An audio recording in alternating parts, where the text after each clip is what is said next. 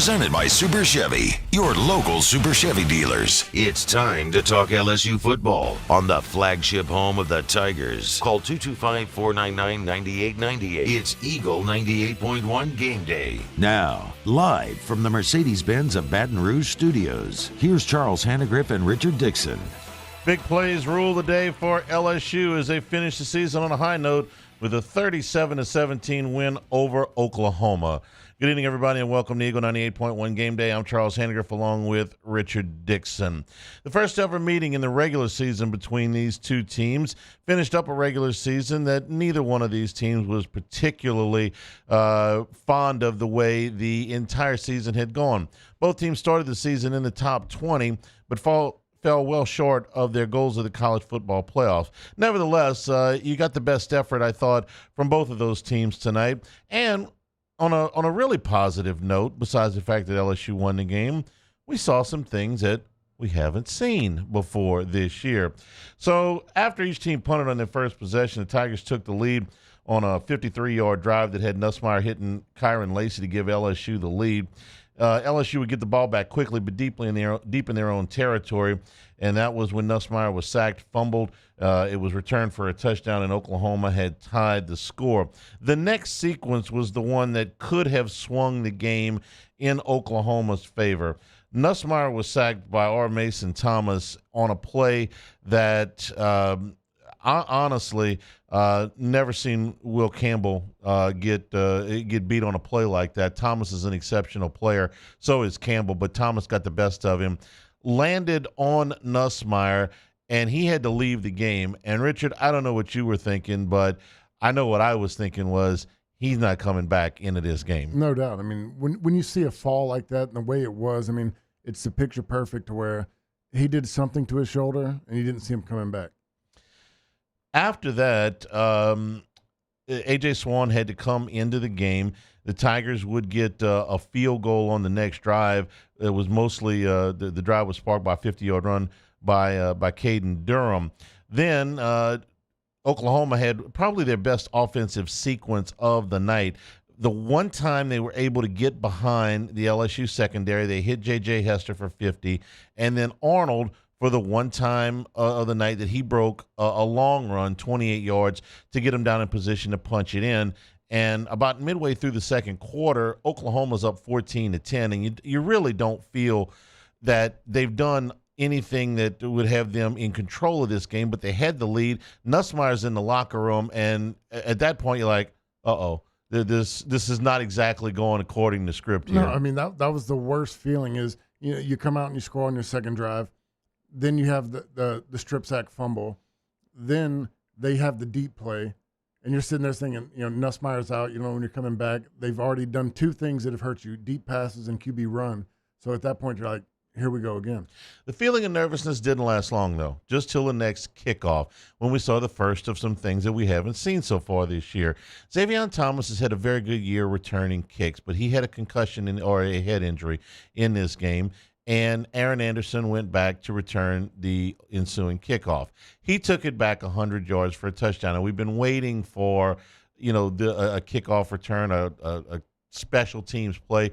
Frankly, at times the special teams has been a little bit shaky. Well, now you get a play that swings it in your direction. 100 yards, LSU takes the lead right back and swung the momentum of the game right back in that direction because probably in real time, Richard, maybe 5 minutes or less after that, Nussmeier comes back out of the locker room, and it looks like, oh, whew, okay, everything's all right. Well, to me, that was the biggest deal. Is not only did you get, you know, reprieve with him scoring the touchdown on the special teams play, but it put the defense back on the field. It allowed more time for whatever they're going to do with Nussmeier in the locker room, give more time to get ready and get back out there and get back on the field.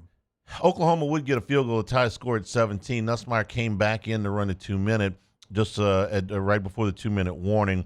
And he threw a ball down the field 40 yards to Chris Hilton that found its mark.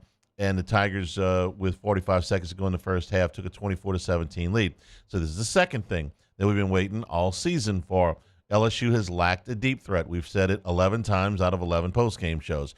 When Hilton came back, they started trying to kind of force the ball in his direction. We saw the ugly little exchange at Florida. We've seen him mistimed some jumps. It just hasn't worked. But let's talk about that because there was a lot of run on the conversation that Brian Kelly and him had on the sideline, and I understand. I talked about it on one of our shows about problems I had as a freshman.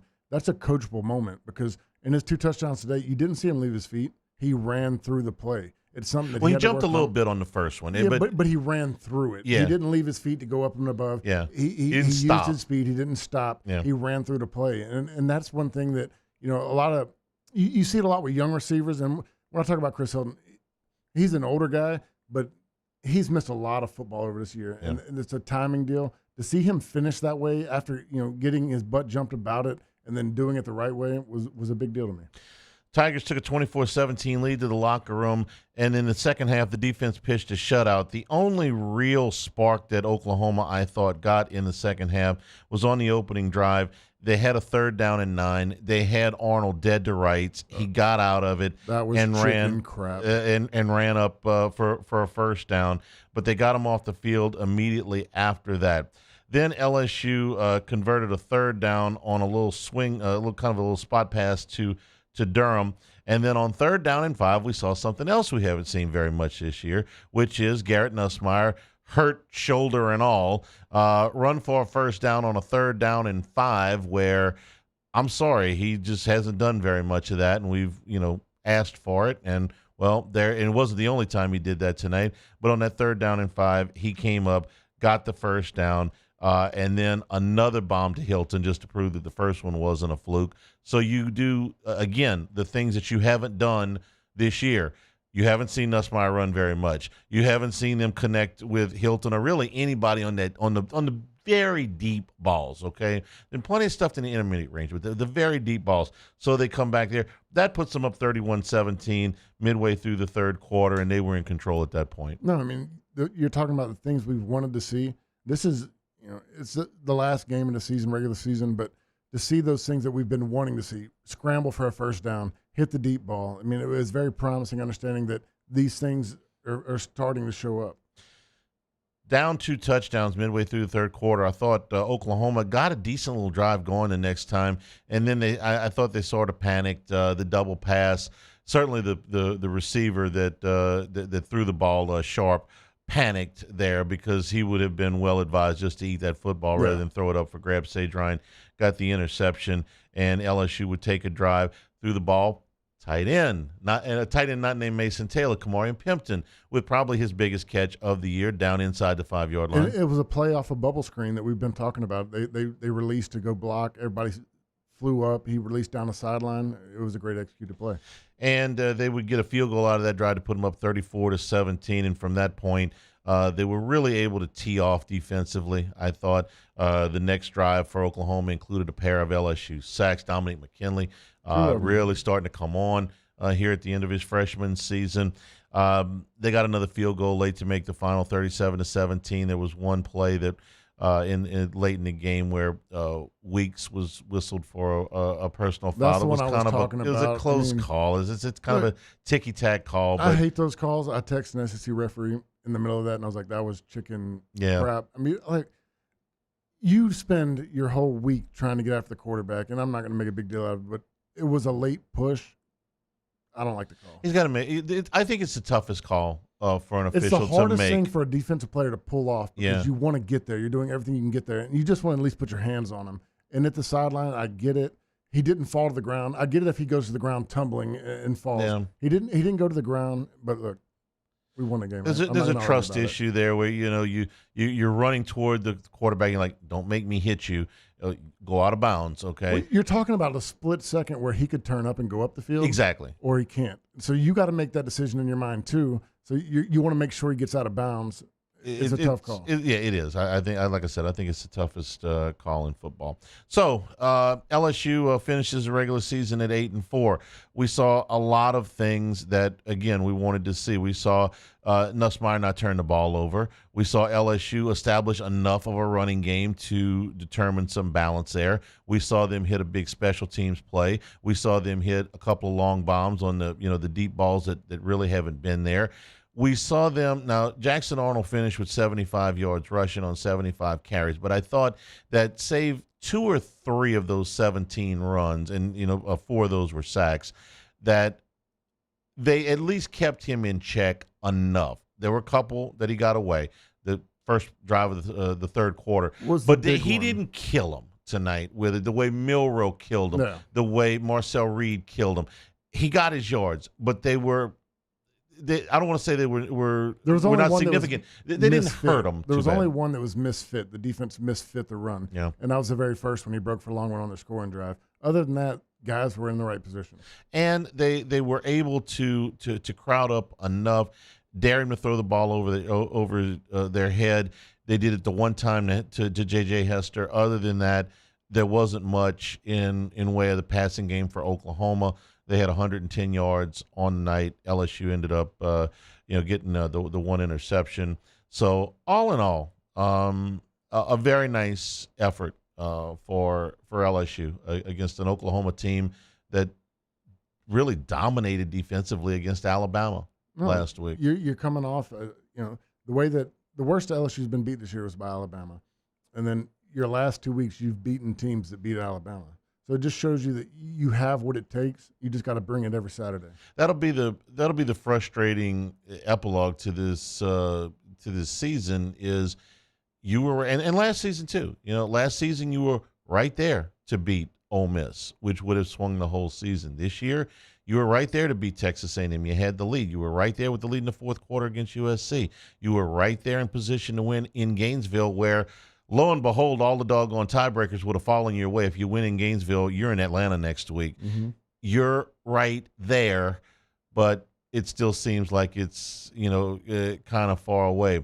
Brian Kelly thinks that they're pretty close. He thinks that they are on the right track, and he's really excited about the future. Well, I'll say that he was. Well, I'm proud of my team. Last 2 weeks, they listened to the narratives out there that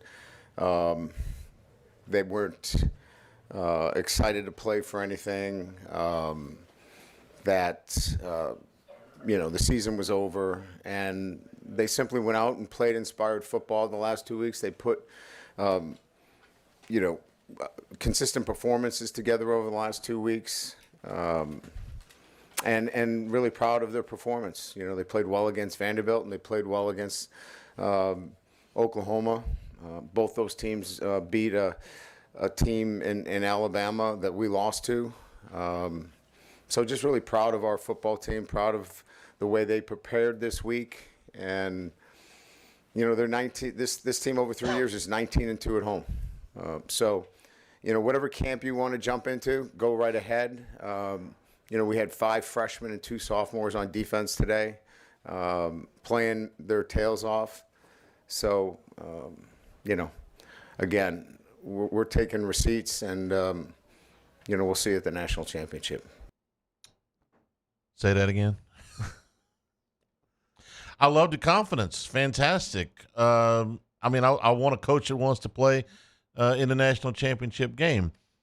It's, the timing of it is, hey, listen, I'll tell you what I heard, okay, when I heard that. Maybe this is just me. Maybe I just want to be in a good mood. Maybe I just like to do this without, getting mad or whatever. I remember when Orgeron took that team up against Alabama, and they lost, but they were uber competitive. And Alabama had just been kind of mopping the floor with them for 2 or 3 years in a row. And he said, "We're coming. We're not backing down." And everybody kind of snickered a little bit at the time, like, okay, whatever. And, then you had the 19 season. For a coach to say that coming off of an 8-4, there's nothing wrong with 8-4. It's not terrible. It's, it's a B-, okay? It'll get you by, but it's not really what you wanted. He said, "No, we're going to go to the national championship game." Okay, boss, show me. No, they're great, but show me. I love the attitude. Look, the only way I can put it into perspective is we had great offenses the last 2 years, and then you're seeing what this defense is doing. And when he mentions that we had 5 freshmen, 2 sophomores, and look how we're starting to play. Look at the guys that are on the field. Look at next year. These are going to be sophomores and juniors.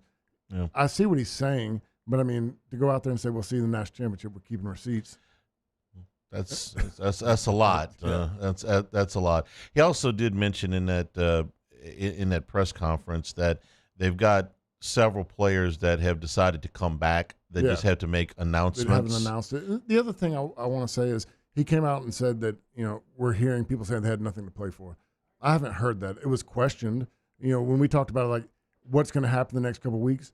We want to see if they have if they're going to come out and play. I don't remember hearing a lot of people saying that they have nothing to play for. These guys are done. It's a reasonable question to ask, and if they take umbrage with that, fine. Okay, if I was on that team, I'd probably feel the same way. But we see college football teams when it falls by the wayside, kind of mail it in. Okay, I give you Oklahoma State. I give you Florida State. Give me a second. I'll come up with some other examples of teams that just, hey, you know what, man, the hell, Purdue. Okay, it's an awful season. You mail it in. Once your goals are off the table, you kind of, man, we've seen that before from other teams, so it's not an unreasonable question. But we didn't say that. We said we'll know what the culture of this team is. Yeah. According to the next couple of weeks. And now we do. 499-9898 is the number to call on the LaBerge hotline. We want to hear from you. LSU wins at 37-17. This is Eagle 98.1 Game Day. Dylan Cruz here to tell you about Six Rings Baseball and Softball Camp. If you live on the North Shore and play ball, go to Six Rings Camps with former LSU assistant coach Dan Canaveri. His knowledge is second to none, and your child will improve and have fun doing it. Camps were held at Coquille Park and Six Rings Academy in Covington with 4 sessions over the summer. Full day and morning only sessions are available from ages 7 to 13. Go to sixringsbaseball.com or call 985-206-9096. Learn the game to love the game. Gulf Coast Office Products is a nationally recognized Savin office equipment dealer based right here in Louisiana. Over 100 employees strong, Gulf Coast has the boots on the ground to support all vertical markets, from education, engineering, legal, and finance. With the latest in office technology, from desktop to production segment units, Gulf Coast and Savin have the perfect fit for you. Call 225-756-2644. That's 756-2644 for Gulf Coast Office Products. I've been doing business with Luba for 25 years. They're dependable, trustworthy. It's just the attention to detail with our clients. Our folks have years and years of experience. They're highly trained professionals. But many companies have that asset. What I'd like to think makes Luba a bit different is that we use those talents in a way that truly is dedicated to serving the needs of the folks who depend on us.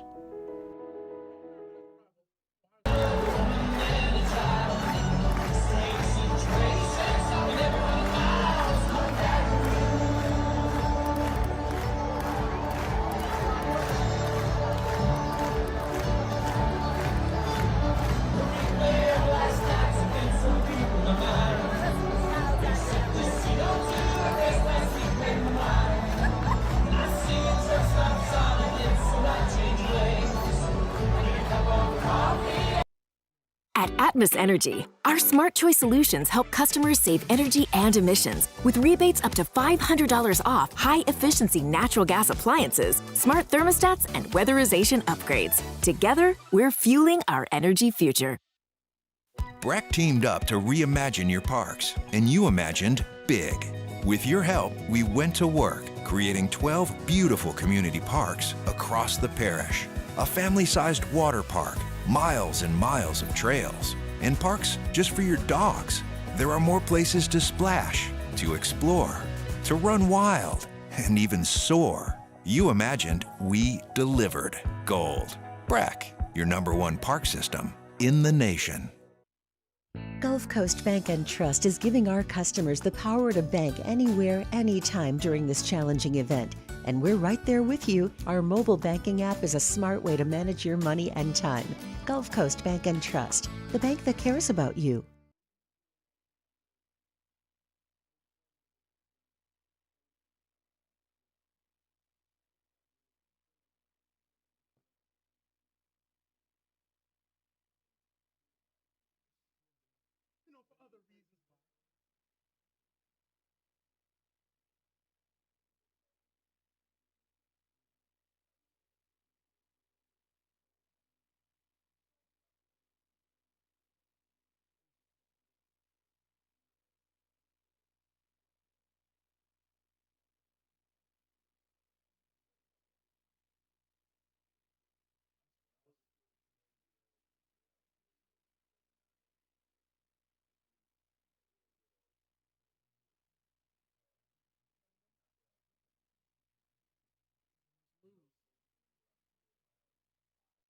98.1.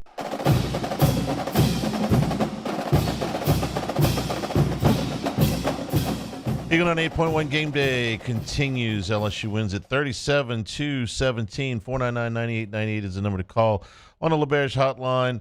And we open things up with Jules in New Mexico. Jules, welcome into the show. Hey, how you guys doing? Sure, good. Look, three options. Nuss goes into the NFL draft, enters the transfer portal, or comes back to LSU. What do you guys bet your house on? Go Tigers, MAGA. Rich, you want to go first? He comes back to LSU. Yeah. I think that, with his dad being involved, they're talking about him as the sixth, fifth quarterback coming out this year, which a lot of times I would see you just going ahead and taking that shot. But, he's a kid that's grown up with an NFL dad, a guy that understands the situation. And you're talking about from a top 10 to a later round, you're talking about tens of millions of dollars. I think he's got it. I think he's likely to come back. In his dad being the influence. Doug Nussmeier's probably more qualified to tell a college quarterback if he's ready for the NFL than just about anybody. Doug played in the NFL, and he played in the CFL. He's been a coordinator at the college level in the Southeastern Conference at Alabama, at Florida, in the Big Ten, at Michigan, at what was then the Pac-12, at Washington. He's been a quarterback coach with the St. Louis Rams when Mark Bulger, who was a Pro Bowler, was a quarterback. He's been a quarterback's coach with the now Los Angeles Chargers when Justin Herbert was there, who's also a Pro Bowl talent. This year he's with the Philadelphia Eagles as their quarterback coach with Jalen Hurts. He was with the Cowboys with Dak. He was with the Cowboys with Dak Prescott, okay? This guy has lived a football life, okay? He's my age, and he has seen everything you can see. And we know that he obviously has his son's best interests at heart, so you don't have to worry about an agent getting in his ear and filling him full of, false information. His dad's going to advise him. I think that Nussmeier wants to have the best chance to succeed when he gets to the league. This is not completely about draft position, because I'll tell you what I think would happen if he went into the draft. I think he would ascend, after they looked at this a little bit, higher than what maybe some people think. I thought in the middle of the season he was probably a late first-round pick. I thought he regressed a little bit. A&M game, Alabama game, they weren't good. Maybe slides a little bit back. But I think if you went and you looked at it, and you put all of the film on and you looked at his upside, I think Garrett Nussmeier would probably get into the back half of the first round. Yeah. That's just my guess. That's just my opinion. If I had to pick between him and Jalen Milroe at the pro level, I would take Nussmeier 11 times out of 10. Now, if I had to go win a college football game, I might take Milroe. In fact, I probably would, okay, just based on what he did against LSU, all right? But if I got to pick a pro quarterback to ascend, I would take Nussmeier. Now, I think you put another 12 to 14, 15 starts under his belt to next year, I think his chances of success increase exponentially, okay? Yeah. And I think his dad knows that. I think he knows that. The one thing you would have to say is he will be coming back here behind what is probably going to be a completely rebuilt offensive line. All right, are they going to get in the portal? Are they going to get some veteran offensive linemen? I certainly hope so. And then are you going to be able to bring the freshmen and the younger players that haven't played along to put together a line? That's concerning, and that's a legitimate, concern. I think he will be back, though. My concern, I agree with everything you just said, but the only thing I think of it as his dad. Yeah. Going early is putting you in a bad situation. Does he worry about, hey, look, if you're looking at the last half of the first round, if you're looking at the bottom quarter of the first round, you're going to be in a better situation to prolong your career, because you see a lot of guys go in the first half to bad teams, bad organizations. Yeah. So I see both sides of it. And you're right. I'll tell you, that's the percentage play, but anybody can trade up. But anybody can trade up too. So you never really know. My thing is, whatever decision he makes is going to be a very educated decision, because he's got his dad involved. Right. And I agree with that. And they put the stat up on the screen tonight. The third best passing season in LSU history. I understand the game is different now. It's more pass oriented, but man, the jump that Burrow made, Daniels made, and that Nussmeier can make from year 4 to year 5, you're just set. Not only do you have a chance to increase your draft position, you got a chance to have such a better opportunity to succeed at the next level if you get this many more reps under your belt. Well, it's all about reps. I mean, quarterback is all about seeing defenses in live action and making decisions and making those reads as fast as possible. The more reps you get, the better you are.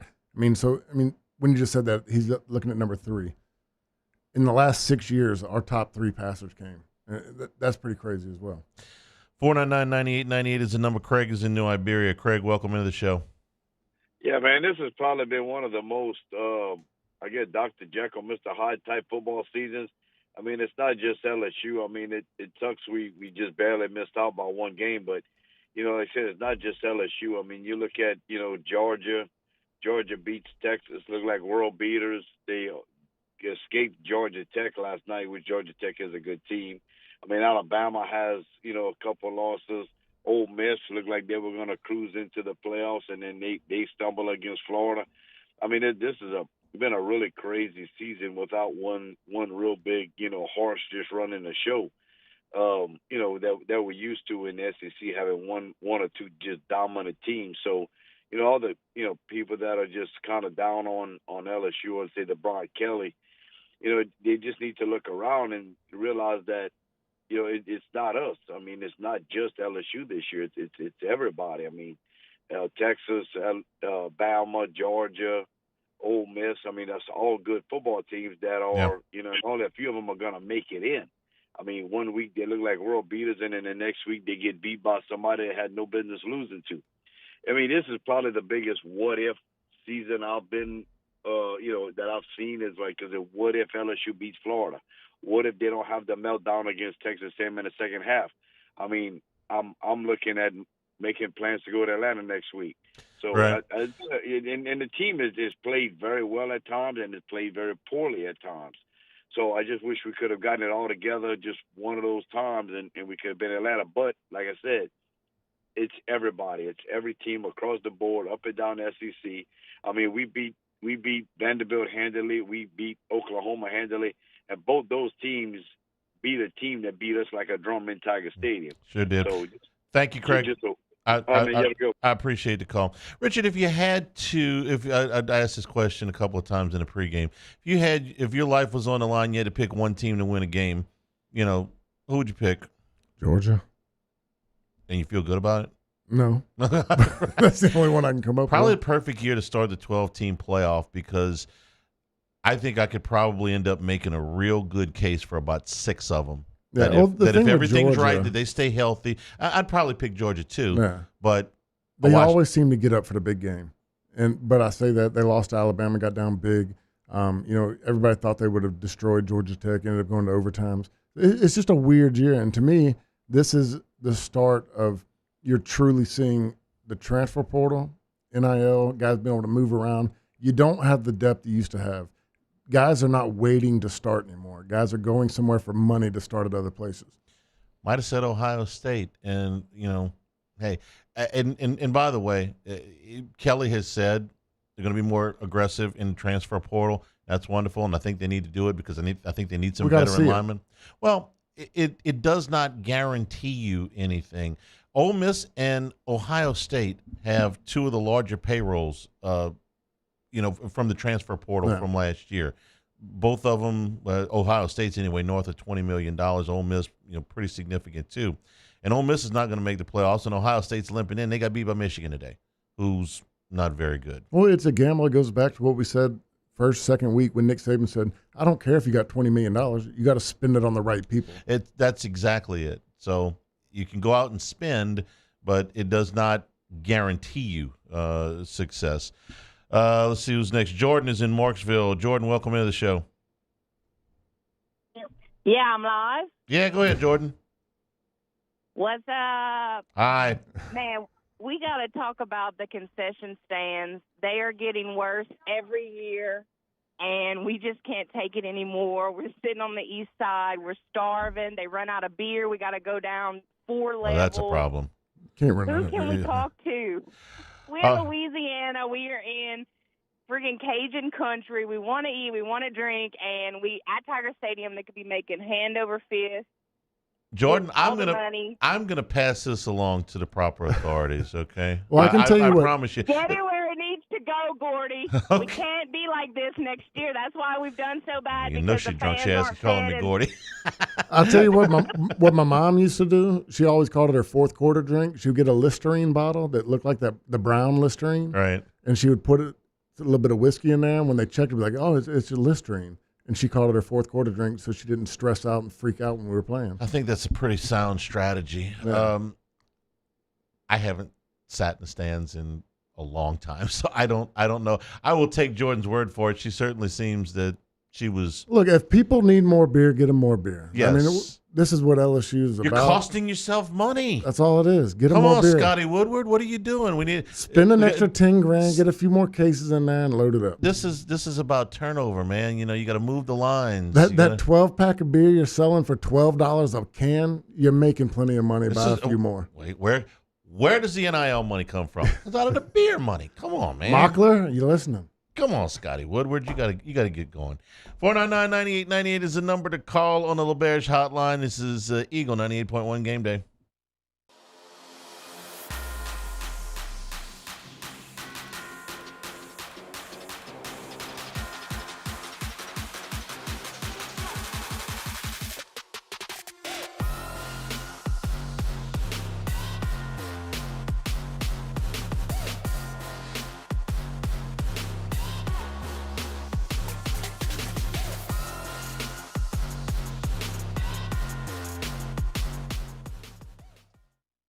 Electricity is all around us, and our families depend on it. Every day is sparked by the power of a cold drink or a warm meal, a movie night, and a comforting light at the end of a dark hallway. From sunrise to sunset, playtime to bedtime, our team is ready to take care of your electrical needs. Even in the case of an after-hours emergency, the light in your life shines brighter with Mr. Electric.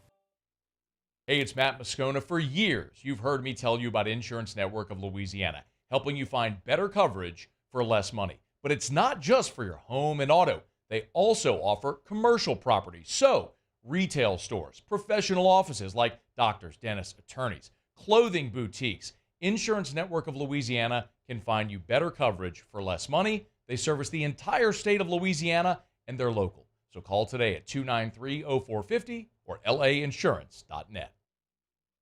Jerry and Benny Payne began Central Plumbing Company out of their driveway in Tanglewood subdivision. 50 years later and 4 generations down the road, we continue to serve Baton Rouge and the surrounding areas for all of their plumbing needs. Residential, commercial, industrial, or hospitality, Central Plumbing is here 24/7, 365. We want to thank our customers, family, and friends for 50 years of success. And looking forward to 50 more. Gulf Coast Office Products is a nationally recognized Savin office equipment dealer based right here in Louisiana. Over 100 employees strong, Gulf Coast has the boots on the ground to support all vertical markets from education, engineering, legal, and finance. With the latest in office technology from desktop to production segment units, Gulf Coast and Savin have the perfect fit for you. Call 225-756-2644. That's 756-2644 for Gulf Coast Office Products. I've been doing business with Luba for 25 years. They're dependable, trustworthy. It's just the attention to detail with our clients. Our folks have years and years of experience. They're highly trained professionals, but many companies have that asset. What I'd like to think makes Luba a bit different is that we use those talents in a way that truly is dedicated to serving the needs of the folks who depend on us.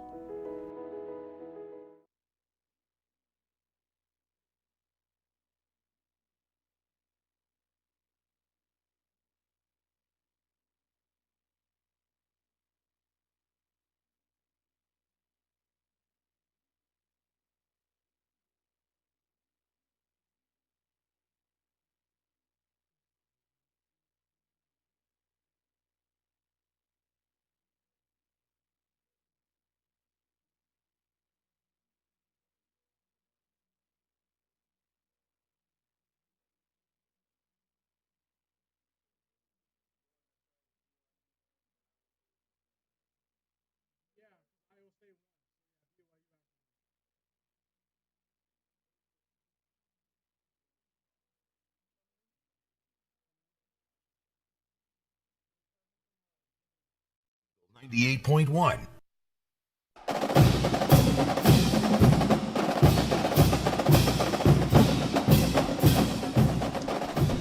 Eagle 98.1 Game Day continues. One score of note, game still going on. BYU leads Houston 21-10. If they win, puts Iowa State into the Big 12 championship game against Arizona State. So if you're still getting championship weekend sorted out, that's the one game that we're still watching as far as championship weekend.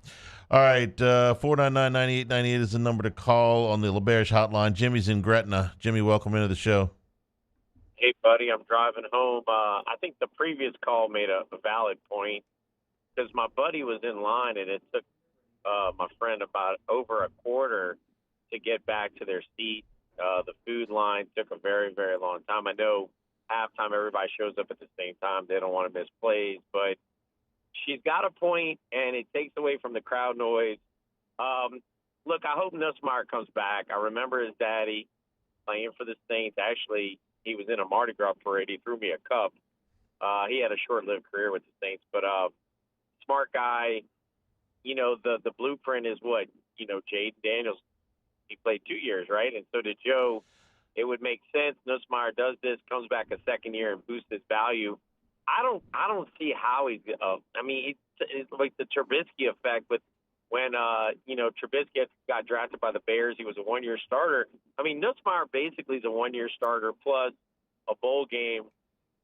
But also, I think his stats are kind of elevated because John Emery got hurt, right? And, when he got hurt, it kind of just – I'm not saying it threw out the run game. But anyway, look, congratulations, Southern Jaguars, winning the Bayou Classic.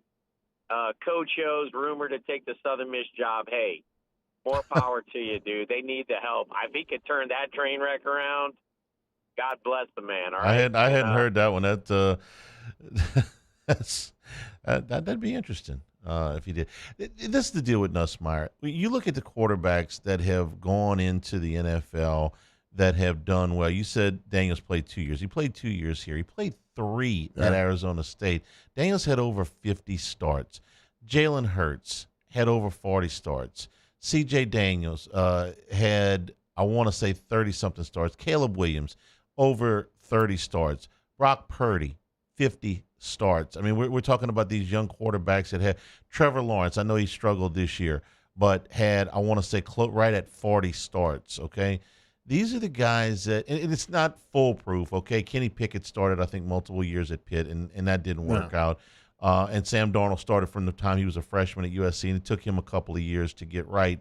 But you give yourself such a better chance. Well, it's everything you can learn as a quarterback that you can't learn in practice. I mean, you don't see things flying. You don't see bullets flying till it's game time. And these are when you understand what you're doing wrong and what you can do right and where you can make adjustments. Coach O at Southern Miss? I'd love it. I mean, look, he recruited the Gulf Coast a long time. I mean, he recruited me, my brother, been around there. I'd love to see Southern Miss do good. Give him a jolt anyway. Look, I'll tell you what, the last time Southern Miss was relevant was Todd Monken, which he was my coach here at LSU as a receiver coach. He's the Ravens offensive coordinator right now. When he was there, he did a great job. You get a good coach, great recruiting grounds. Well, they were just such a solid program for so long. Jeff Bauer was there forever, and they were a hard out. Okay, there was a reason Mississippi State and Ole Miss didn't play him for a long time. Yeah, you knew you were in for a full day if you played Southern Miss, and the program's just falling apart. 499-9898 is the number to call. Charlie's in Lafayette. Charlie, welcome into the show. Hey, how y'all doing? Good, Charlie. Enjoyed listening to everybody. A couple of comments to make, because a lot of good points came up. I predict Georgia to win the national championship because one big reason. They're going to play the SEC title game in Atlanta, and if they get to the championship, they're going to play that in Atlanta too. And they're going to, and if they win, when they win next week, because they're going to win, they'll be in New Orleans. So there's a lot of things that be favorable draws and favorable occasions would be for them. Secondly, there's a lot to be positive and happy about if you're an LSU fan, and I'm not just talking about football. I mean, they won that game against Vanderbilt last week. The next day, the men came back from 20 points down to beat Central Florida. The women come back way back and come back and beat Washington. Washington, and then they came back and beat ranked North Carolina State, and then culminated this week today with an impressive win over OU, with some momentum going into signing day Wednesday. So the last week, we've had some tough time, but the last week has been really good for LSU, and I think there's nothing but good things are going to happen. And I think it's just start with Wednesday. So I've enjoyed listening what y'all had to say. A lot of good points are brought up. Always good listening to y'all on the way home. Thanks, Charlie. Appreciate it. I'm looking at the odds to win the national championship. I think these were updated earlier tonight. I can't tell you exactly what time. Oregon's still a favorite, but it's a very, very close, jumbled up. They're plus 350. Georgia, Ohio State, Texas, all plus 450. Essentially, you have four pretty close to co-favorites for the national title. Not going to surprise me if any of those teams. I know what Ohio State looked like today, but I know that they can be better than that. We saw them go to Eugene and almost beat Oregon, so I know that they're capable of that. Notre Dame, Penn State, Tennessee, Alabama, who may very well get in this damn playoff after all, okay, or the next four choices. And I could see no, I don't think Penn State can win 4 games in a row. I don't think Tennessee can win 4 games in a row. I think they can win a game. I don't think they could win 4 in a row. I don't think Notre Dame will either. Who's Oregon's big wins? I know Boise State. They beat Ohio State. Close. They beat Ohio State. Beat Ohio State. Okay. That's the big one on the block. Tell you what, SMU is the 9th choice. It'd be an interesting wild card to follow, because I think they're going to beat Clemson next week, and Miami's out of the picture now. And since they changed quarterbacks, they're as dynamic as anybody on offense in the country. Since you could pay for play, SMU's back in the picture. I mean, we talked about coincidence. I think not. Carla's in Walker. Carla, welcome into the show. Hey guys, how y'all? Good, Carla. 2 questions, Hanny. After talking about whether Garrett would come back, and I think he will next year, then you brought up the point of the offensive line. Who is going to be here next year, and how weak is it going to be if we don't do good in the portal? And the second question, what bowl do you think we're going to? Okay, let me take the offensive line question first. I think both of the tackles are going to go pro, and Frazier and Dellinger are out of eligibility. So I think you're going to bring back DJ Chester. Is he going to be a center next year? Will they move him to guard? I don't know. And Paul Mubenga, who got pretty significant playing time, and we showed it on the Handycast, Rich, with the film study, that he has improved. Yeah. Okay. The very beginning when he came in there, he was a mess. He's gotten better as the season has gone along. He's still got a ways to go, but he's improved. Tyree Adams has played a little bit, and the injury kind of hurt him. He got in there for 1 snap tonight. You got Weston Davis, was a 5-star guy last year, coming in at left tackle. They got guys behind them, but it's unproven. We haven't seen these guys go out there and play a significant amount of snaps. I think this is probably the most important position for them, assuming Nussmeier comes back, because if he doesn't, then they're going to go find a quarterback. But if he comes back, I think offensive line is the most important position to tackle in the portal, because even if all these 5-stars are great that they got sitting in the wings, almost none of them have played. Yeah. And I hate to go out there just completely green. I would love to see them get into the portal and get me 2 Power 4 conference starters. Give me a couple of kids, even if it's just for 1 year. If you got somebody that started, I don't know, 2 seasons at, I'm going to pick Kansas State, okay, Georgia Tech, Arizona State, just anybody. I'd rather not go down and take it out on one of the group of 5 leagues, but give me somebody that's played for a year or 2 as a starter at a big school and plug them in. They don't have to be all conference guys. Just give me some solid players that have a lot of time under their belt. That's what I'm looking for. Oh yeah, because you get past that. I mean, you've heard Kelly come back and say C.J. Daniels is going to be here. Aaron Anderson is playing better. You're seeing Pimpton, made some big plays tonight. So what you're losing this year is probably a Mason Taylor, a Kyron Lacey. Outside of that, I I mean, you got a lot of things coming back on the offensive side of the ball. And I'm just assuming that Emory Jones is going to go pro. That's the assumption that we've been under for a while. I do think his draft stock has dipped. Well, I mean, if we're talking about that, okay, who goes first, Emory Jones or Garrett Nussmeier? Because those are the two guys we're talking about. If both of those guys went in the draft, Nussmeier would go ahead of him. That's where I'm at. So if we're talking about Nussmeier coming back, do you see somebody convey that to Emory Jones as well and say you could come back and be a top 15 tackle? That's where he was at the beginning of the season, somewhere in the teens, and probably not now. Hasn't been the best season for him. No. So, when we're talking about... But you have top 15 potential is what you're saying. And that's what I'm saying.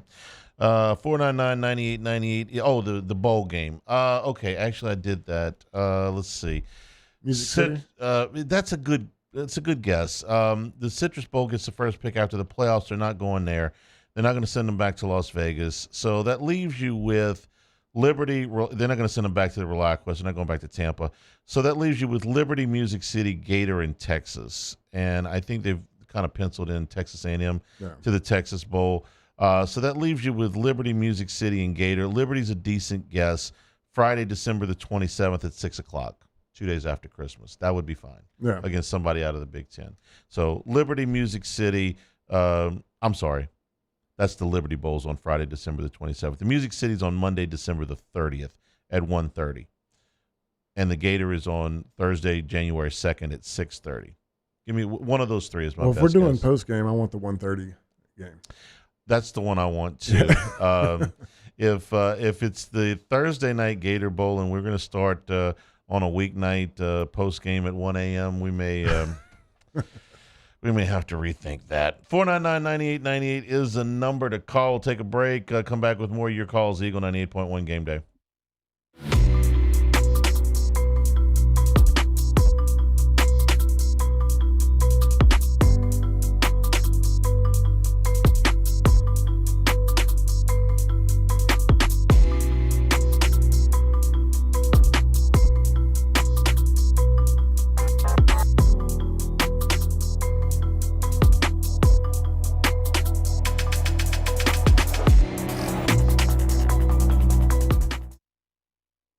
Dylan Cruz here to tell you about Six Rings Baseball and Softball Camp. If you live on the North Shore and play ball, go to Six Rings Camps with former LSU assistant coach Dan Canaveri. His knowledge is second to none, and your child will improve and have fun doing it. Camps were held at Coquille Park and Six Rings Academy in Covington with 4 sessions over the summer. Full day and morning only sessions are available from ages 7 to 13. Go to sixringsbaseball.com or call 985-206-9096. Learn the game to love the game. Breck teamed up to reimagine your parks, and you imagined big. With your help, we went to work, creating 12 beautiful community parks across the parish. A family-sized water park, miles and miles of trails, and parks just for your dogs. There are more places to splash, to explore, to run wild, and even soar. You imagined, we delivered. Gold. Breck, your #1 park system in the nation. Electricity is all around us, and our families depend on it. Every day is sparked by the power of a cold drink or a warm meal, a movie night, and a comforting light at the end of a dark hallway. From sunrise to sunset, playtime to bedtime, our team is ready to take care of your electrical needs, even in the case of an after-hours emergency. The light in your life shines brighter with Mr. Electric. Hey, it's Matt Moscona. For years, you've heard me tell you about Insurance Network of Louisiana, helping you find better coverage for less money. But it's not just for your home and auto. They also offer commercial property. So, retail stores, professional offices like doctors, dentists, attorneys, clothing boutiques. Insurance Network of Louisiana can find you better coverage for less money. They service the entire state of Louisiana, and they're local. So call today at 293-0450 or lainsurance.net. Jerry and Benny Payne began Central Plumbing Company out of their driveway in Tanglewood Subdivision. 50 years later and 4 generations down the road, we continue to serve Baton Rouge and the surrounding areas for all of their plumbing needs. Residential, commercial, industrial, or hospitality, Central Plumbing is here 24/7, 365. We want to thank our customers, family, and friends for 50 years of success. And looking forward to 50 more.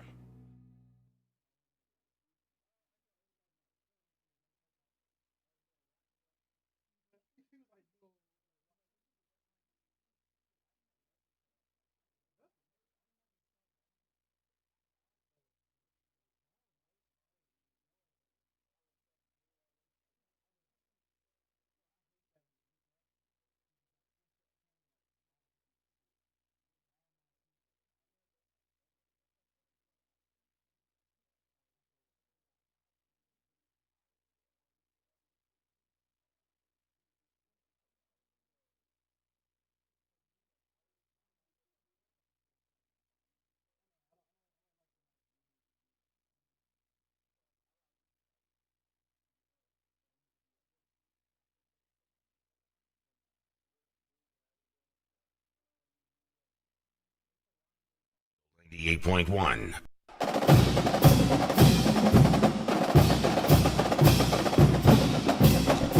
Eagle 98.1 game day continues. LSU wins at 37-17. 499-9898 is the number to call. The Bearish hotline. Drew is in Franklin. Drew, welcome into the show. Hey, how y'all doing? Good, Drew. Just wanted to talk about, I was gonna call later, earlier in the season. I just wanted to see how the Tigers season planned out. Big win against Oklahoma tonight. But one was on my mind. It was from 2 weeks ago when Bryce Underwood decommitted from LSU. I'm still in high school, and I had a big opinion about it because I'm from a small town, and just seeing such a big recruit lose, how we lost a recruit from a money standpoint, it's hard for me to think about it because, I think about it as, people get opportunities left and right, people get offers and all kinds of stuff. But to just have that amount of money get thrown at a kid my age, it's hard for me to think about it because, everyone wants the opportunity to play college. Everyone wants the opportunity to just do what they love and continue it after high school. But for a school to just throw millions of dollars in front of a kid's face, and it's hard for someone to just deny that. It's hard for me to think what this organization, what the sport is going to lead to in the future, because if everyone just thinking is just straight money. No one's really going for development anymore. They just want the money. And, I might be wrong come the future, but right now, how we lost such a crucial recruit, he set the tone for our whole 2025 class. Well, I hope that, Andrew, I appreciate the call. I hope that it doesn't set the tone for the rest of the class moving forward. They've been able to hold it together for the most part. It's not like, 6 or 8 kids followed him out the door. Underwood is a special case. He's at a place, he's 30 minutes from a place that just had their most success literally in 50 years of college football. And it looked like they were going back, closer to what they had been after this season. Now, they got the big win today, but they're nothing close to what they were last year. They just lost their coach, and he was a Michigan guy.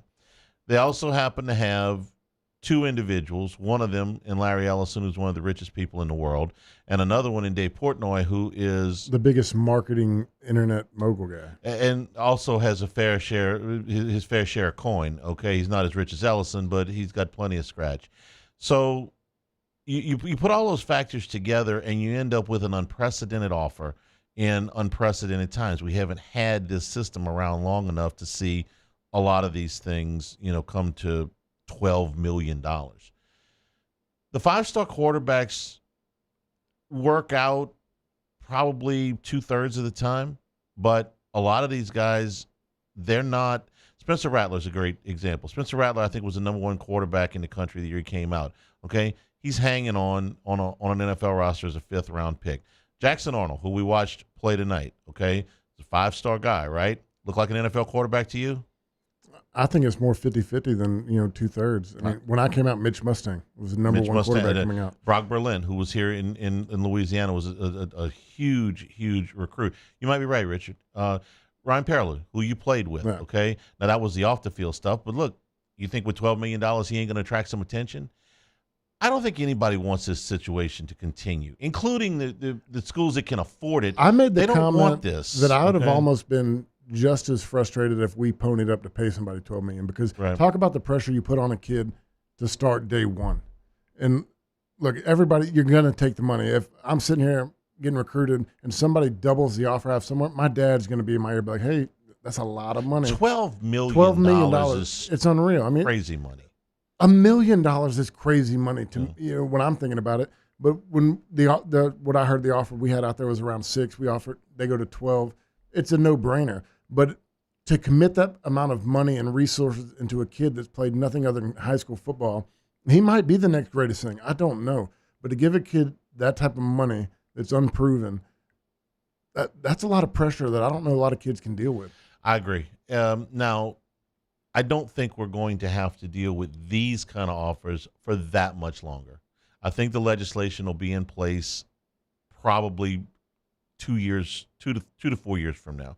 You will see the revenue sharing take effect next year, and I think that eventually you'll see this, come under the umbrella that Ted Cruz. I'm not going to talk politics for very long here, but Ted Cruz is heading a committee up, the Republican senator from Texas, that is going to put a lot of this stuff on the table that most of the colleges have begged for, which is some kind of congressional intervention. And I think that will happen probably in, like I said, the next 2 to 4 years. I don't think that this is going to be the way that it goes from, forevermore. And I do think that we will get to a situation where the players are employees.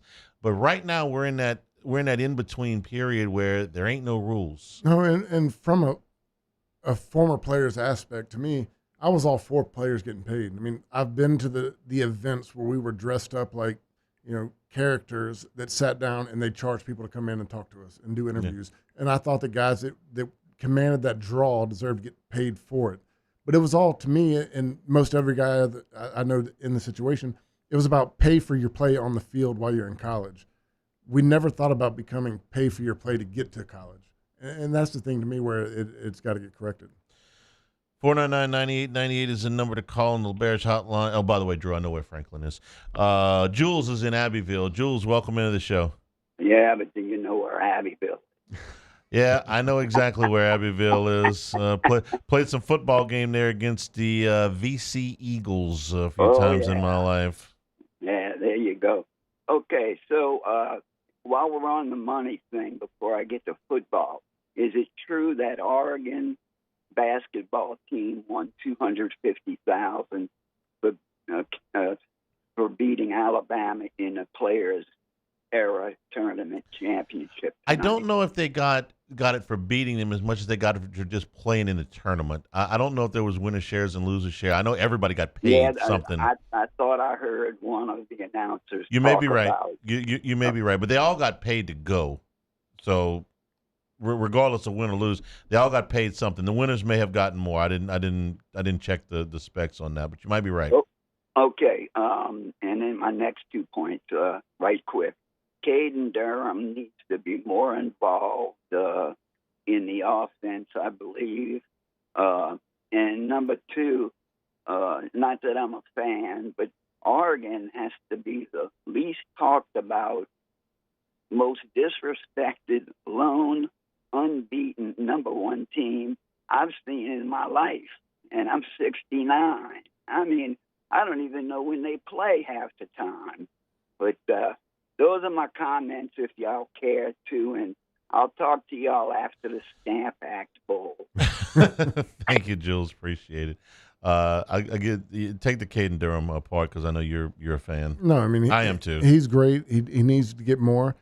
I'm starting to, watching his first half of the year and watching this back half of the year, that injury slowed him down. There's been a couple runs that he broke that I thought he had the speed earlier on to, take it to the house. But when you go back and think about playing with a steel plate in your shoe, dislocating the 2 middle toes on your foot, it's obviously, slowed him down a little bit. Here's my deal on Oregon, who I think is worthy of the number one ranking. They've won all their games. They've played a reasonable schedule. I mean, they did beat Ohio State. They did beat a ranked Illinois team fairly handily. Beat them by I think 30, and they've won all their games. There's something to that. It has been quiet. I get what he's saying. I think what set the tone for the disrespect, to use his word, is the 37-34 win against Boise. Even though Boise's probably going to make the playoff, and even though Boise's got a really good team, they had to score kick a field goal in the last play of the game. They had 2 return touchdowns in that game. Boise could have easily beat them. You can even make a case that Boise should have beat them. And nobody is going to go over the moon, respecting them like the great teams of the Alabamas, Georgias, Miami Hurricanes, LSU's 19 team or anything like that, if you beat Boise State by 3. And I say that with a great deal of respect for Boise State. The trivia question tonight. The winningest team since 1999. I knew that one. Yeah. Okay, you're going to have to take my word for it. I got that I one believe right. you. Okay, but a lot of those wins are against the Idahos of the world, okay? So who cares? But every now and then they get a chance to play with the big boys, and a lot of times they've shook the hell out of those teams. They beat Oklahoma in the bowl game. Beat Oklahoma in the bowl game that kind of launched everything. I can remember them dusting a really good Virginia Tech team in the season opener in Maryland one year. Or if Oregon's the number one team and they deserve to be, then Boise had every opportunity in the world to beat them back in week 2. So I think that's where a little bit of that comes from. And then you add in the fact they eked by Ohio State, who's a terrific team. They eked by Wisconsin 2 weeks ago, who's not anything special. So they're far from a perfect team. It's a team that feel like people are waiting to lose. But they got a perfect record. Yeah. Stephen is in Crowley. I think it's Stephen. Stephen is in Crowley. Stephen, welcome into the show. Hey, thanks for taking my call, guys. I'm on I-10 westbound right now, and it's a parking lot. I'm cruising at a brisk 5 miles an hour right now. So, lovely. So we were talking about Bryce Underwood earlier, and I remember hearing Coach Kelly say, well, it does free up a lot of room for us to invest in players elsewhere. We've talked about the offensive line. That's our obvious area of need. If you're Brian Kelly, where else do you spend your money? Defensive line. Safety. 1 and 1A. Yeah. I'd rather hope that the safety replacements were on the current roster, but I guess not, huh? I'm starting to like the young defensive tackles we got. We keep talking about defensive tackles. Bro's playing really well. McKinley got 2 sacks tonight. Yeah. Relaford's coming along. The D-line, to me, is young, but is showing a lot of promise. The linebackers, Deshaun Keyes playing really well. You got Weeks coming back. I feel good about the linebackers. I feel good. I'm okay there. Right now, I feel good about the front 7. I mean, the question is Ashton Stamps going to take the next level? Because you got 14, he's gone. He's out of eligibility. Do you need another corner?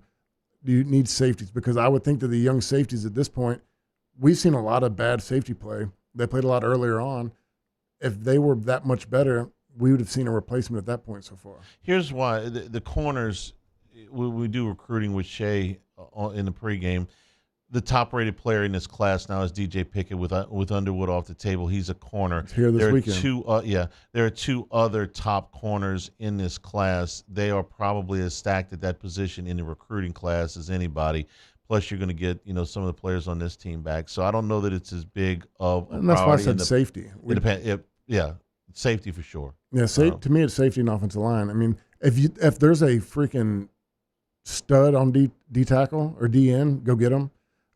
Pass rusher. Yeah, I'm not overspending anywhere outside of left tackle, right tackle, and an elite safety. Every great LSU team, almost without exception, has had a great defensive line. And those rotations that you can bring in, bring me a pass rusher, I can win a game with a pass rush. You saw that pass rush put them to bed tonight. I'll take one of those guys. I keep coming back to Deshaun Spears is on this team and played a little bit in September, and Jordan Allen was a starter at the beginning of the season, and I'm just kind of hoping there's some safety help on the current roster that just didn't pan out this year for whatever reason, but I don't know that. No, I mean, that's to me my biggest question because you've seen P.J. Woodland. He's on the field. He's still playing at corner. You've seen the freshman linebackers come in, the freshman D-line. we haven't seen since they made the switch before Ole Miss, the freshman and sophomore safeties. You know what else they need? A blocking tight end. Yeah, One of those. Go find one of those in the portal. Borderline's looking pretty good at it. No, but they don't let him. They don't let him do it all that much. I'm talking about a guy, An every down guy. Yeah, because correct me if I'm wrong. When they go out there for spring ball, don't you think Bordelon's going out with the first group on offensive line somewhere? You hope so. I mean, because when we've gone a lot of 12 personnel lately, our tight ends are playing receiver. They're playing in the slot all day long. I mean, I think Bordelon's before you get to transfer portal. I mean, Bordelon's one of the top 5 offensive linemen in my head. Yeah. If the guys leave that I think are going to leave. His problem, and it was his problem when we signed him, he was 260 pounds when we signed him. I think he's probably around 280. And when you're talking about a blocking tight end, the guys I played with were 265, 270. But yeah, no, that's one of the positions I'd fill out too. 280 pounds? I would guess he's probably about 280 right now. He looks too good at 89 to be an offensive lineman right now. Maybe he could spend the offseason snapping a football. Just a thought. Joe is in Las Vegas. Joe, welcome into the show. Hey, guys. Really enjoy your show. Thanks a lot. Thank you. I know you're not George Toma, the turf guy, but what was the deal with the turf tonight? It looked terrible. Any word on what was going on? I mean, there were some parts of the grass that were distinguishable in rectangular square fashions that looked green and other parts that weren't. 3 games in 4 weeks in November is my answer. Without being without being a greenskeeper or anything like that. But that's my best guess. I did hear Gordy. I was listening to pregame.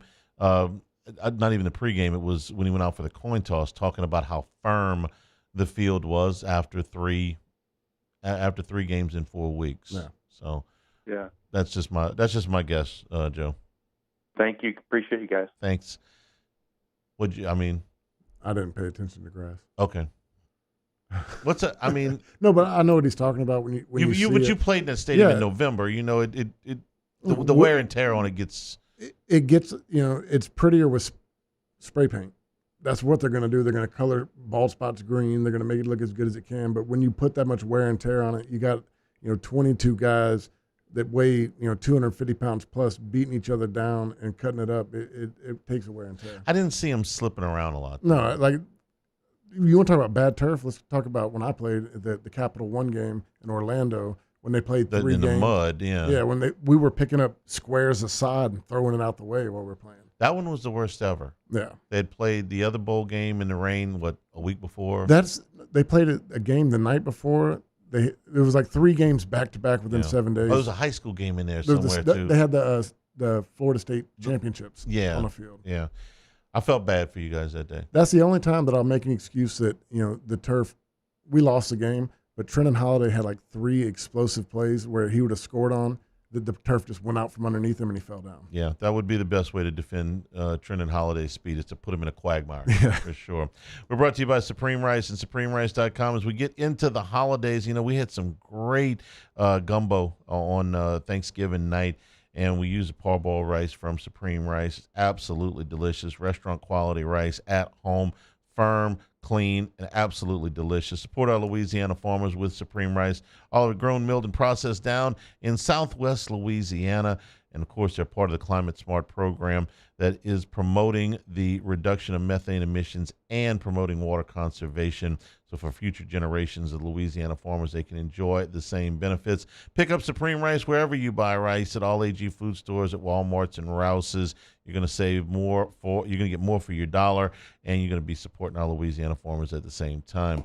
Jasmine rice, the long grain, the brown grain, the medium grain, and the new parboiled rice from Supreme Rice. For more information and great recipes, go to the website, SupremeRice.com. 499-9898 is the number to call. On the LaBarish hotline, we'll take some more of your phone calls when we return. This is Eagle 98.1 Game Day.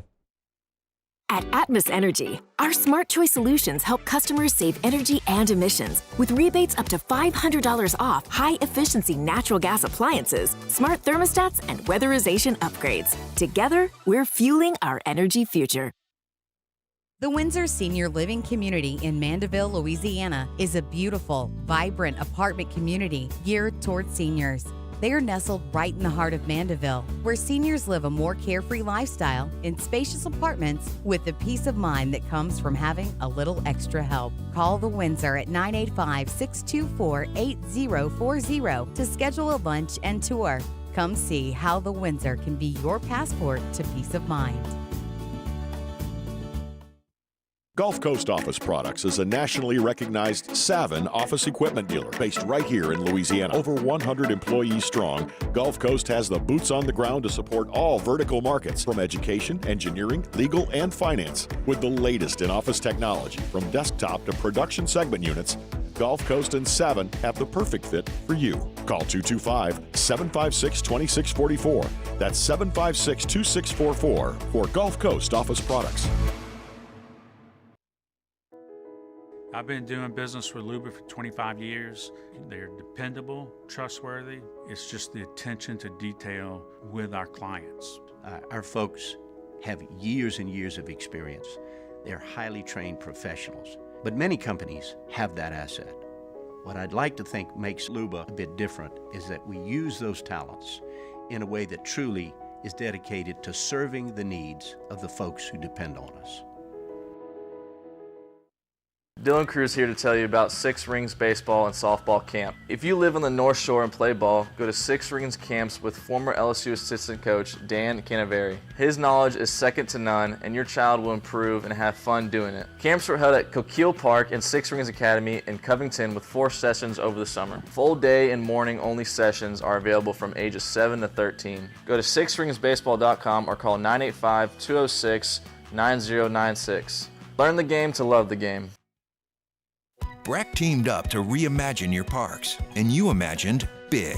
With your help, we went to work, creating 12 beautiful community parks across the parish. A family-sized water park, miles and miles of trails, and parks just for your dogs. There are more places to splash, to explore, to run wild, and even soar. You imagined, we delivered. Gold. Breck, your #1 park system in the nation. Bayou Ford has the new inventory to get you in a new Ford truck or SUV today, or customize your next vehicle just the way you want it. All new Bayou Ford vehicles come with a 1 million mile powertrain warranty. The crew at Bayou Ford is going to do right by you.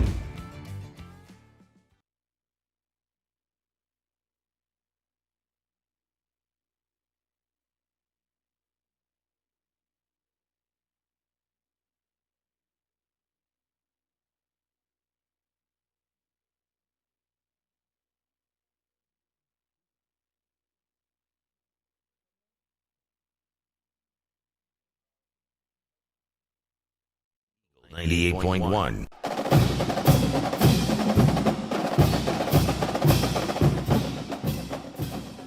There's some nervous people watching BYU in Houston. It's a 6-point game with 8.5 minutes to go, 24-18.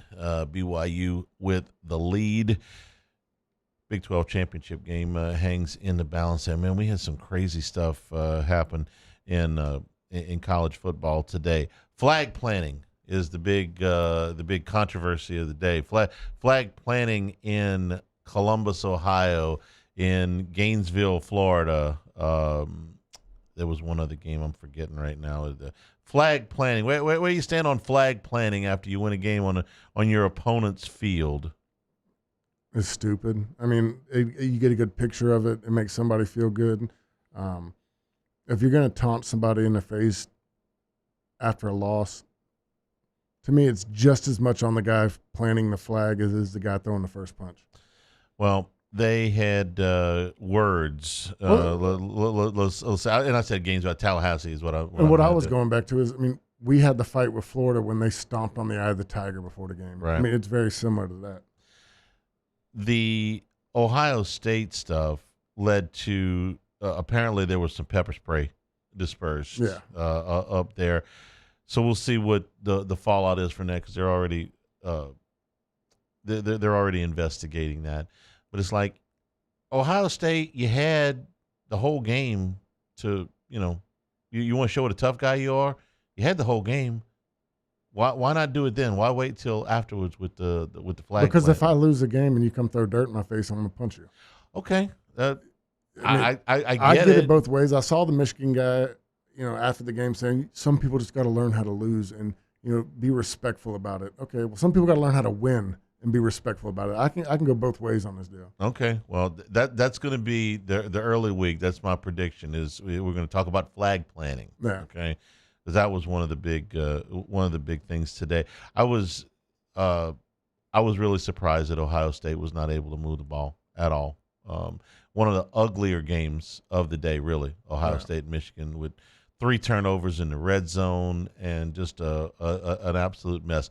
Texas, I thought, was the best against Texas A&M today. I thought they were the better team, and they let A&M hang around in that game way longer than they should have. And A&M had their opportunities. You get a pick six and a block punt. Pick six and a block punt. The first drive of the game, A&M goes down. They get a 4th and 1 inside the 25-yard line. They don't make it. You get a 4th and goal from the 1. They call timeout to call an off-tackle play that lost, I think, 4 yards there. So Texas deserved to win the game. They were better, but man, they let A&M with basically no offensive production today, or limited offensive production today, hang around in that game for a long time, to the point where I was wondering if they were going to maybe bench Marcel Reed at one point in the second half. They just did. They never could get anything going. I know it's hard to beat a team another time, but I think Georgia's just much, much better than them if both teams play at their highest level. Yeah, I mean, I watched the Texas-Georgia game. To me, Georgia had the better players. I've watched Texas play a lot of games this year. To me, I mean, they're a good team, but I don't see anything truly special about them. I agree. And I know Ewers was playing on a bum ankle tonight, but no, they don't overwhelm me. And they haven't had the opportunity to overwhelm anybody because of the schedule that they've played. Miami gets beat. Syracuse, a big play in the game, the scoop and score from 55 yards out in the third quarter. Miami goes from being in the ACC championship game and likely being in the playoff to probably out of everything. They could get back. Tennessee pretty much put themselves in the playoff today with the win against Vanderbilt. They spotted Vanderbilt 14 points in 4 minutes. Yeah. They opening kickoff, Vanderbilt takes it back, and then they get a turnover, short field. They punch that in. It's 14-0 before Tennessee's buckle at chin strap, and they managed to come back and dominate really the rest of the game. So good for them. South Carolina, one of the big performances of the day. Lenora Sellers, who we liked when we saw, if he plays in the second half against LSU, they win the game. Yeah. I'm sorry. Yeah. They almost won it anyway. They had a field goal that would have tied it late, and he made some of the biggest plays, mostly with his legs, but he made a couple of really big-time throws too. The touchdown run was a thing of beauty to beat Clemson. But Clemson gets new life because they were put into the ACC championship game with Miami's loss at Syracuse. But that was a hell of a performance by Sellers today. Your best 3-loss SEC team right now. The best 3-loss SEC team, or the one that who's playing the best today? South Carolina. Yeah. I think they're playing better than Alabama, and I think they're playing better than Ole Miss. Here's the problem: Alabama and Ole Miss both beat them, and Ole Miss beat them bad. So, yeah, if South Carolina were playing Alabama again, and South Carolina almost beat them. Yeah, they lost by 2. Sellers missed an open receiver in the end zone that would have sent it to overtime. Bummer. But if they were playing again, I'd take South Carolina. If they were playing Ole Miss again, I'd take South Carolina right now. I think they're playing as well as anybody. But they lost. Okay, I'm sorry. Those results still matter. I know it happened a long time ago, but if you're asking me, out of those 3 teams, who's got the edge? It's probably Alabama. With they both have a win. I know. I hate it, but the other losses to Tennessee, they've got the win over Georgia is what's really propping them up. Now, would I put them in? No. I'm not going to give credit to a team that lost to 2 500 teams. Yeah. Vanderbilt and Oklahoma are both 500 teams. But Ole Miss has the ugliest loss. I mean, if the Georgia wins cancel out, okay, they both beat Georgia. then who's got the ugliest loss?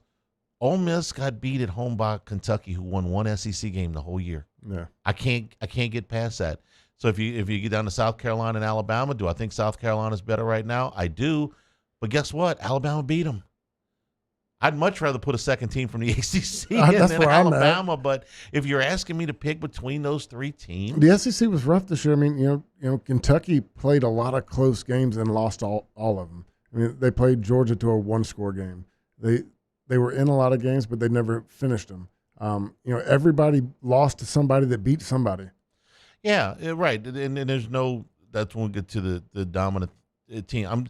I'm looking at the second best win for Ole Miss after the Georgia game was South Carolina. So that's a 9-3 team. A comparable second win for Alabama. That might be your best argument. The second best win for Ole Miss is better than the second best win for Alabama. Alabama's second best win is South Carolina too. Ole Miss beat them worse. Yeah. They got a win over Missouri, but it was without their starting quarterback. It's a crazy year. It's close. Alabama's got two bad losses. They got two losses to 500 teams. But Ole Miss has got a loss at home to one of the worst teams in the league, the second worst team in the league. Ole Miss versus Alabama, neutral site. Who do you think wins? I think Ole Miss. That's close. That's really close. They have both, you know, they both really hurt themselves with subpar performances at some of the worst possible times. Yeah. That one to me is almost a straight coin flip right now. Which group am I going to get? We'll take a break, come back here and run down some of the numbers from tonight's game as LSU wins at 37-17. This is Eagle 98.1 Game Day.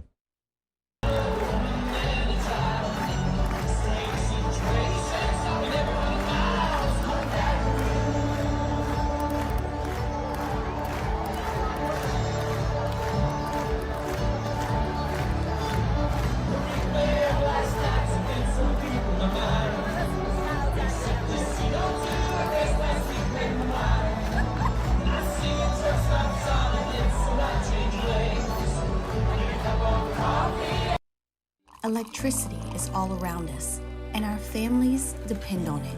Every day is sparked by the power of a cold drink or a warm meal, a movie night, and a comforting light at the end of a dark hallway. From sunrise to sunset, playtime to bedtime, our team is ready to take care of your electrical needs. Even in the case of an after-hours emergency, the light in your life shines brighter with Mr. Electric. Hey, it's Matt Moscona. For years, you've heard me tell you about Insurance Network of Louisiana, helping you find better coverage for less money. But it's not just for your home and auto. They also offer commercial property. So, retail stores, professional offices like doctors, dentists, attorneys, clothing boutiques. Insurance Network of Louisiana can find you better coverage for less money. They service the entire state of Louisiana, and they're local. So call today at 293-0450 or lainsurance.net. Jerry and Benny Payne began Central Plumbing Company out of their driveway in Tanglewood Subdivision. 50 years later and 4 generations down the road, we continue to serve Baton Rouge and the surrounding areas for all of their plumbing needs. Residential, commercial, industrial, or hospitality, Central Plumbing is here 24/7, 365. We want to thank our customers, family, and friends for 50 years of success. And looking forward to 50 more. Gulf Coast Office Products is a nationally recognized Savin office equipment dealer based right here in Louisiana. Over 100 employees strong, Gulf Coast has the boots on the ground to support all vertical markets, from education, engineering, legal, and finance. With the latest in office technology, from desktop to production segment units, Gulf Coast and Savin have the perfect fit for you. Call 225-756-2644. That's 756-2644 for Gulf Coast Office Products. I've been doing business with Luba for 25 years. They're dependable, trustworthy. It's just the attention to detail with our clients. Our folks have years and years of experience. They're highly trained professionals. But many companies have that asset. What I'd like to think makes Luba a bit different is that we use those talents in a way that truly is dedicated to serving the needs of the folks who depend on us.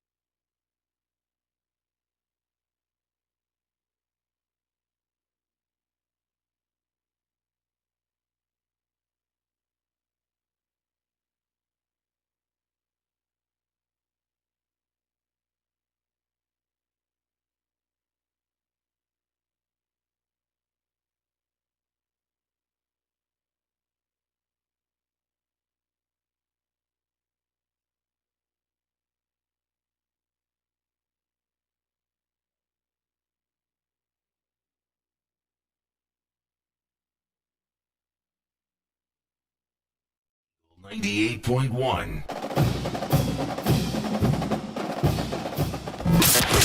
Eagle 98.1 Game Day. Stat Check. Presented by Luba Workers Comp. Luba Workers Comp. Delivering genuine dependability. Tigers with 18 first downs in the game. Oklahoma with 17. Total yards 395 for LSU, 277 for Oklahoma. Passing yards 285 for the Tigers, 110 for Oklahoma. Rushing yards 110 for LSU, 167 for Oklahoma. Penalties 1 for 5 yards for Oklahoma, 6 for 46 for LSU. Third down efficiency, Oklahoma 4 out of 12, LSU 6 out of 15. Tigers also converted both of their fourth downs. Oklahoma was 0 for 1 there. Each team turned the ball over once, and LSU with a slight edge in time of possession, 30-47 to 29-13. Individually tonight, Garrett Nussmeier, 22 of 31, 277, 3 touchdowns, no interceptions, averaged just under 9 yards per attempt tonight. Jackson Arnold, 14 of 21, 110 yards, no touchdowns or picks. Caden Durham led LSU with 11 carries for 80 yards. Had that long run of 50 yards. Josh Williams, 13 for 31, also had a big block on Aaron Anderson's kickoff return. Jackson Arnold led the way in rushing for Oklahoma, 17 carries for 75 yards. Sam Franklin with 6 for 61. Chris Hilton led LSU in receiving tonight, 85 yards on 2 catches. Both of them went for touchdowns. Kamarian Pimpton, 2 for 53. Kyron Lacey, 3 for 41, and a touchdown. And J.J. Hester, 1 catch, but it was for 50 yards for Oklahoma. Jacob Jordan caught 6 for 42 yards. Defensively, Whit Weeks with 15 tackles tonight, 9 solos, 2 tackles for loss, and a sack. Devon Keys is starting to come on, man. Yeah. 10 tackles tonight, 4 solos. He also had a sack and another tackle for loss. Greg Penn, who disclosed after the game that he's been playing with broken ribs or a broken rib. Yeah. 9 tackles tonight, including 1.5 tackles for loss. And Jordan Gilbert with 8 tackles, 4 solos tonight. Danny Stutzman, the all-everything linebacker for Oklahoma, 10 tackles tonight, a half a tackle for loss. And Grayson Halton with 7 tackles tonight, 5 solos, a sack, and a tackle for loss. LSU punted 3 times tonight. 44.3-yard average, divided those up, 2 for Peyton Todd, 1 for Blake Oschendorf. And Oklahoma punted 5 times for an average of 42.6, and 2 of those went inside the 20. All 3 of LSU's went inside the 20. And that is your stat check. Our full scoreboard is next. What's going on out in Provo, we'll tell you when we return. Eagle 98.1 Game Day.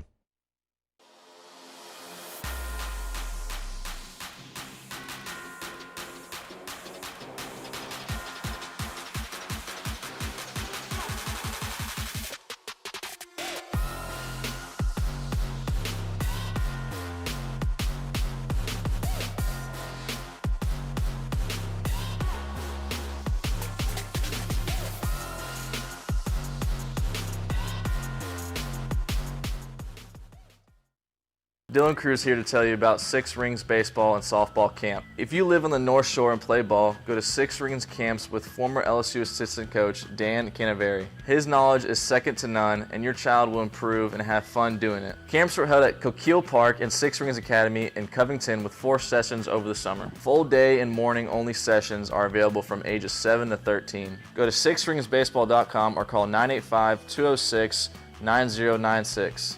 Learn the game to love the game. Breck teamed up to reimagine your parks, and you imagined big. With your help, we went to work, creating 12 beautiful community parks across the parish. A family-sized water park, miles and miles of trails, and parks just for your dogs. There are more places to splash, to explore, to run wild, and even soar. You imagined, we delivered. Gold. Breck, your #1 park system in the nation. Electricity is all around us, and our families depend on it. Every day is sparked by the power of a cold drink or a warm meal, a movie night, and a comforting light at the end of a dark hallway. From sunrise to sunset, playtime to bedtime, our team is ready to take care of your electrical needs, even in the case of an after-hours emergency. The light in your life shines brighter with Mr. Electric. Hey, it's Matt Moscona. For years, you've heard me tell you about Insurance Network of Louisiana, helping you find better coverage for less money. But it's not just for your home and auto. They also offer commercial property. So, retail stores, professional offices like doctors, dentists, attorneys, clothing boutiques. Insurance Network of Louisiana can find you better coverage for less money. They service the entire state of Louisiana, and they're local. So call today at 293-0450 or lainsurance.net. Jerry and Benny Payne began Central Plumbing Company out of their driveway in Tanglewood subdivision. 50 years later and 4 generations down the road, we continue to serve Baton Rouge and the surrounding areas for all of their plumbing needs. Residential, commercial, industrial, or hospitality, Central Plumbing is here 24/7, 365. We want to thank our customers, family, and friends for 50 years of success. And looking forward to 50 more.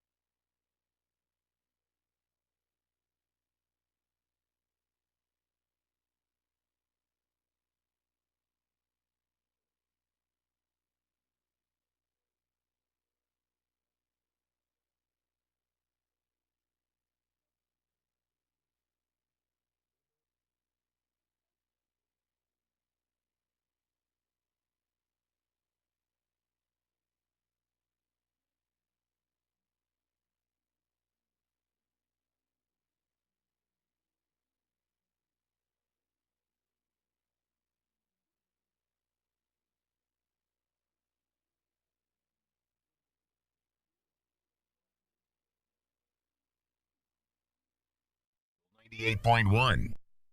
The Robinson Brothers Ford Lincoln College Football Scoreboard.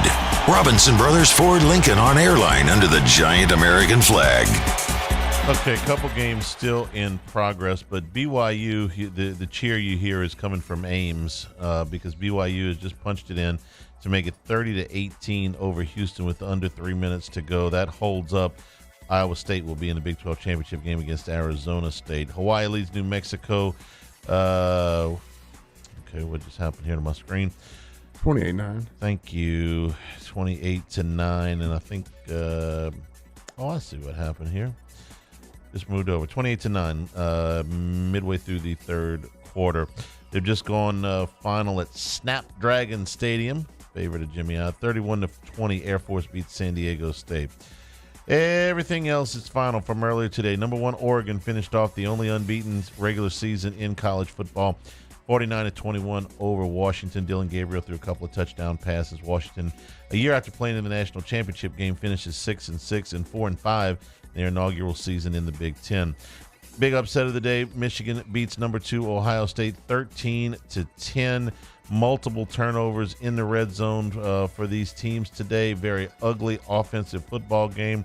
Big fight at the end. Police out there, pepper spray, the whole deal. Ohio State falls out of the Big Ten championship game. Number 3 Texas punched their ticket to Atlanta. They beat number 20 Texas A&M 17-7. A&M had a pick six for their only score of the game. They were twice turned away in the red zone on 4th down, one of those at the 1-yard line. Quinn Ewers threw for 218 yards and a touchdown, favoring that ankle. Number 4 Penn State, the beneficiary of Ohio State's loss. They beat Maryland 44-7, and they will face Oregon in the Big Ten championship game. Drew Allard threw for 171 yards and a touchdown. Number 5 Notre Dame was in a fight, no doubt about it, with USC today. They were tied at 14 at the half, and the final was 49-35. The Irish win it. They will be a playoff team and a host site, but they will not get a bye. They're not eligible to get a bye. They got a pick six with USC driving to go up that 49. The pick six was 97 yards, I believe. Yeah. So, number 6 Miami falls to Syracuse today, 42-38. Terrific season for Syracuse, really, at 9-3. But Miami falls out of the ACC championship game and out of the playoff, very possibly, with that loss today. Kyle McCord threw 380 yards. Ohio State, remember him? You think they're talking about him tonight in Columbus? 380 yards and 3 touchdowns. He threw for over 4,300 yards on the season, and afterwards was nice enough to put out on X, "You're welcome, Clemson." Nice touch, I thought. Number 8 Tennessee beat Vanderbilt 36-23 after falling behind 14-0 in the first 5 minutes of the game. Nico, I still can't say it. Nico threw 4 touchdown passes today. SMU, number 9 in the country, beat Cal 38-6. Kevin Jennings, a couple of touchdown passes. Mustangs finish 11-1, 8-0 in the ACC. They will play Clemson in the ACC title game. Number 10 Indiana wins the old Oaken Bucket. They squeaked by Purdue 66-0. Hoosiers finish 11-1, 8-1 in Big Ten play. Kyle Rourke threw 6 touchdown passes for the Hoosiers. Best season ever. They'll be in the playoff. Number 15 South Carolina beat number 12 Clemson 17-14. Lenora Sellers 16 carries, 166 yards and 2 touchdowns, including the game winner. Number 13 Alabama wins the Iron Bowl. They beat Auburn 28-14. Jalen Milroe rushed for 104 yards and 3 touchdowns. Auburn fails to get bowl eligible. Number 16 Arizona State put themselves in the Big 12 championship game with a 49-7 thumping of Arizona. Cam Skatteboo ran for 177 yards and 3 touchdowns, and Sam Levitt threw 3 touchdown passes for the Sun Devils. Number 18 Iowa State beat number 24 Kansas State 29-21, and that score holds up at BYU. Iowa State will be in the Big 12 championship game. Number 21 Missouri beat Arkansas 28-21. They played that game in the snow. Winning touchdown scored by Brady Cook on a 30-yard run. Number 22 UNLV beat Nevada 38-14. Number 23 Illinois beat Northwestern 38-28. Very good season for Brett Bielema. The Illini finish at 9-3. Louisville finishes off Kentucky's season. It was a terrible year for Kentucky. Louisville beat them today 41-14. UConn beat UMass 47-42. It was Duke beating Wake Forest 23-17. Very good year for Duke. They finished the season at 9-3. Baylor put Kansas's win streak to bed. They beat them 45-17. Nice rebound for Dave Aranda's group after they lost on the Hail Mary against Colorado. They lost a game to BYU where they fell behind 3 scores like 6 minutes into the game, and then really kind of control the rest of the contest. They win 6 in a row. They are 8-4 on the season. Texas Tech beat West Virginia 52-15. UL Lafayette beat UL Monroe 37-23. Army beat UTSA 29-24. Cadets finish at 10-1 on the regular season, 8-0 in the American. They will host the American Championship game against Tulane next weekend. North Texas beat Temple 24-17. Western Michigan over Eastern Michigan 26-18. Florida International beat Middle Tennessee 35-24. Coastal Carolina over Georgia State 48-27. Troy beat Southern Miss 52-20. It was Rice over South Florida 35-28. Boston College beat Pitt 34-23. Both of those teams finished the season at 7-5. Pitt won their first 7, lost 5 in a row to finish the season. Old Dominion beat Arkansas State 40-23. It was Rutgers over Michigan State 41-14. That cost Sparty bowl eligibility. UCLA beat Fresno State 20-13. North Carolina State beats North Carolina 35-30. Both teams finished 6-6. This is the final game of the career for Mack Brown. He will not coach in North Carolina's bowl game. Northern Illinois beats Central Michigan 24-16. It was Charlotte over UAB 29-27. Florida Atlantic beat Tulsa 63-16. Western Kentucky over Jacksonville State 19-17. La Tech shut out Kennesaw State 33-7. Tech comes up one game short of bowl eligibility. UTEP beat New Mexico State 42-35. TCU over Cincinnati 20-13. Georgia Southern over App State 29-20. It was Wyoming over Washington State 15-14. Wazoo loses 3 straight to finish the season. Florida beat Florida State 31-11. It was Virginia Tech over Virginia's 37-17. That gets the Hokies bowl eligible. And in 2 overtimes, Marshall beat James Madison 35-33. And down in New Orleans at the Bayou Classic, Southern wins by a score of 24-14, and Terrence Graves ends up winning both sides. Won it with Grambling and won it with Southern. First person ever to do that. And that is your college football scoreboard. Game balls are next. Eagle 98.1 Game Day. At Atmos Energy, our smart choice solutions help customers save energy and emissions with rebates up to $500 off high-efficiency natural gas appliances, smart thermostats, and weatherization upgrades. Together, we're fueling our energy future.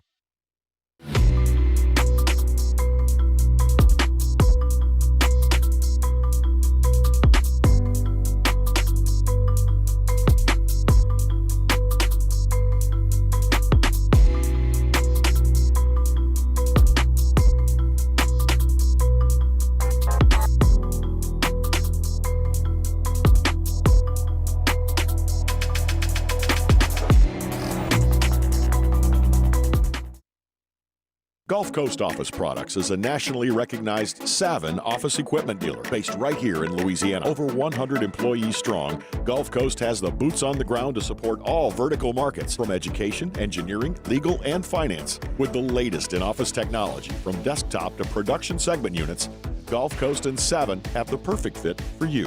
Call 225-756-2644. That's 756-2644 for Gulf Coast Office Products. I've been doing business with Luba for 25 years. They're dependable, trustworthy. It's just the attention to detail with our clients. Our folks have years and years of experience. They're highly trained professionals. But many companies have that asset. What I'd like to think makes Luba a bit different is that we use those talents in a way that truly is dedicated to serving the needs of the folks who depend on us.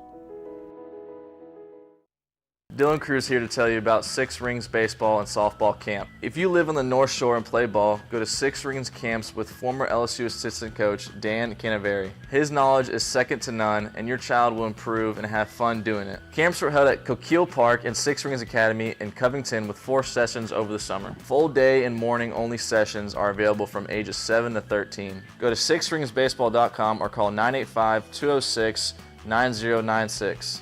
Learn the game to love the game. Breck teamed up to reimagine your parks, and you imagined big. With your help, we went to work, creating 12 beautiful community parks across the parish.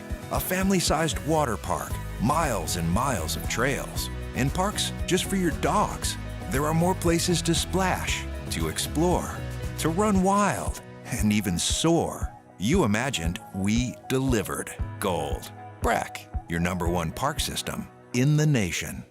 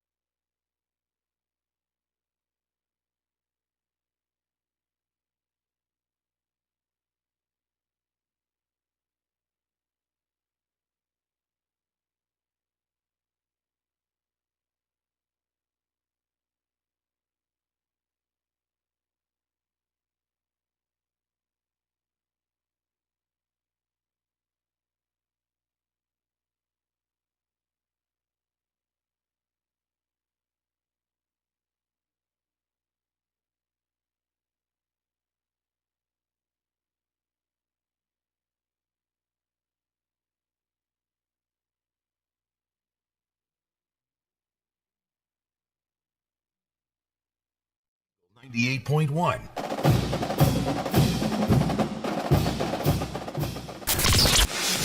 Eagle 98.1 Game Day.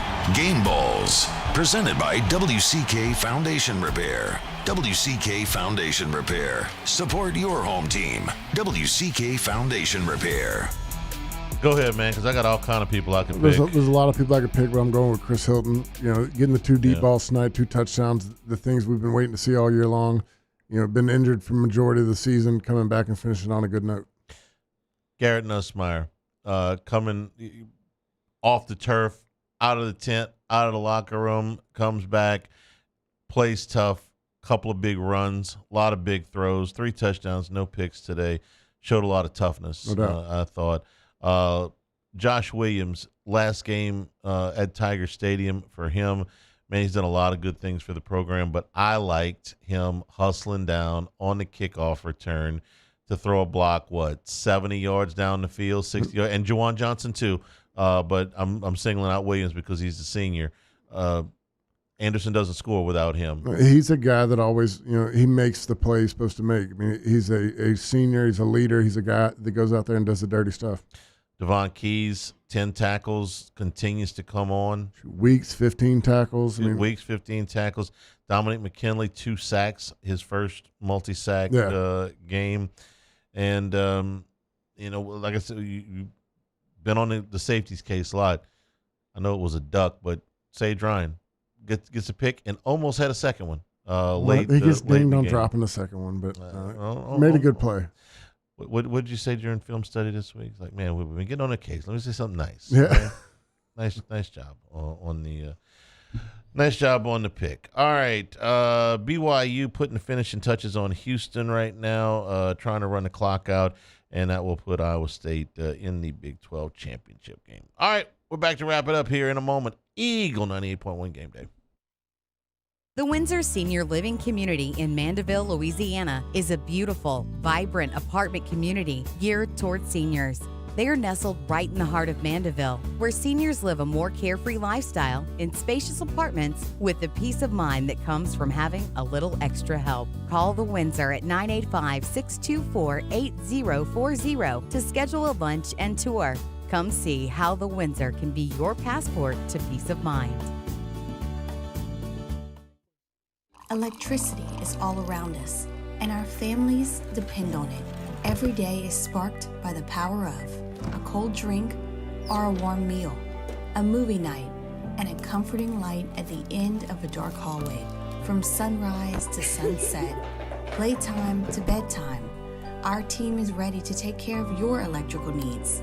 Even in the case of an after-hours emergency, the light in your life shines brighter with Mr. Electric.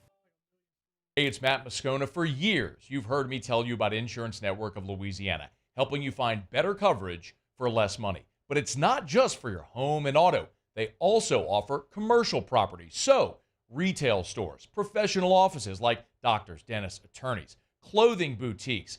Insurance Network of Louisiana can find you better coverage for less money. They service the entire state of Louisiana, and they're local. So call today at 293-0450 or lainsurance.net. Jerry and Benny Payne began Central Plumbing Company out of their driveway in Tanglewood subdivision. 50 years later and 4 generations down the road, we continue to serve Baton Rouge and the surrounding areas for all of their plumbing needs. Residential, commercial, industrial, or hospitality, Central Plumbing is here 24/7, 365. We want to thank our customers, family, and friends for 50 years of success. And looking forward to 50 more. Gulf Coast Office Products is a nationally recognized Savin office equipment dealer based right here in Louisiana. Over 100 employees strong, Gulf Coast has the boots on the ground to support all vertical markets from education, engineering, legal, and finance. With the latest in office technology from desktop to production segment units, Gulf Coast and Savin have the perfect fit for you. Call 225-756-2644. That's 756-2644 for Gulf Coast Office Products. I've been doing business with Luba for 25 years. They're dependable, trustworthy. It's just the attention to detail with our clients. Our folks have years and years of experience. They're highly trained professionals, but many companies have that asset. What I'd like to think makes Luba a bit different is that we use those talents in a way that truly is dedicated to serving the needs of the folks who depend on us.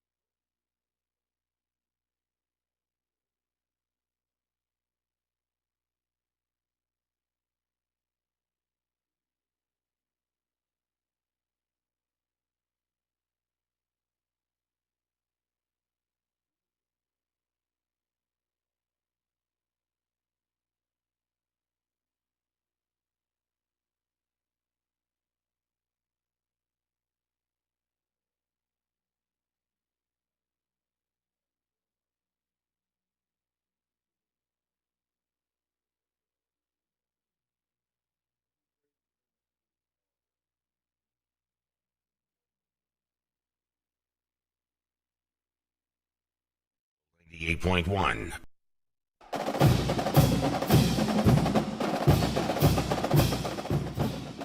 Tigers win it tonight by a score of 37-17. Rich, some final thoughts about the game, about the season. There's still a bowl game to go, but 8-4. It's not what anybody wanted. It's not what was predicted at the beginning of the season by. Well, I say it wasn't predicted. Their win total was probably just a little bit higher than that, but. 3 of the 4 losses, you can say a play here and a play there. Of course, you could have said that about a couple of wins, too. Yeah. For me, the biggest question we had 2 weeks ago was how they were going to finish, how this team chemistry was, how they were going to buy in, and you're going to really tell who's bought into the program.